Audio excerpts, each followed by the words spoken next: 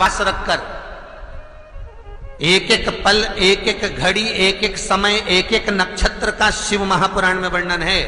यहां तक शास्त्र कहता है कि पीपल के वृक्ष की जब भगवान शिव रचना करे, पीपल के वृक्ष की जब रचना करी गई तो उस पीपल के वृक्ष में भी कौन सा समय किसका है ये शिव महापुराण वर्णन करती है। सुबह 4 बजे से लेकर 7:30 बजे तक पीपल के वृक्ष में ब्रह्मा जी का वासा होता है। 7:30 बजे से लेकर 10:30 पौने 11 बजे तक पीपल के वृक्ष में भगवान विष्णु का वासा होता है। 10:30 बजे से लेकर पीपल के वृक्ष में 11:30 बजे तक पितरों का वासा होता है। 11:30 बजे से लेकर 12:30 बजे तक पीपल के वृक्ष में आहूतों का वासा होता है।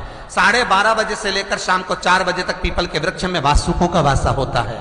4 बजे से लेकर शाम को 7:30 बजे तक पीपल के वृक्ष में शंकर का वासा होता है। 7:30 बजे से लेकर 9:30 बजे तक पीपल के वृक्ष में कुबेर का वासा होता है। 9:30 बजे से लेकर फिर कुबेर के वृक्ष में अन्य देवों का वासा चालू हो जाता है। इसलिए हमारा हिंदू धर्म कहता है, हमारे शास्त्र कहते हैं कि पीपल के वृक्ष को जब पूजा जाता है, पीपल के वृक्ष की जब पूजन करी जाती है तो सुबह 10:30, 11, ज्यादा से ज्यादा 11:30, ज्यादा से ज्यादा 12, उसके पहले पीपल के वृक्ष की पूजन कर लेना चाहिए। क्यों? क्योंकि 11:30 बजे से लेकर 12:30 बजे तक पीपल के वृक्ष में पितरों का वासा रहता है, आहूतों का वासा रहता है, फिर वासुकों का वासा आता है। पितृ किसको कहते हैं? महाराज जो पूरी उम्र लेकर चले गए और उनके भीतर अभिलाषाएं बहुत थी, मैं ये भी करना चाहता हूं, मैं ये भी करना चाहता हूं, वो पितृ हो जाते हैं। आहूत किसको कहते हैं?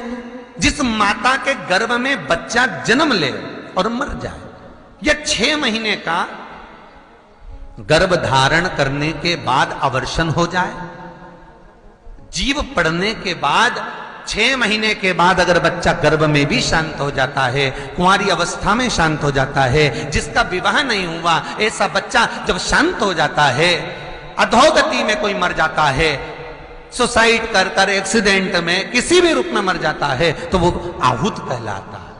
और बहुत ध्यान देना साहब, शिव महापुराण की कथा कहती है पितरों को भाग मिलता है, इसलिए पितृ तृप्त रहते हैं।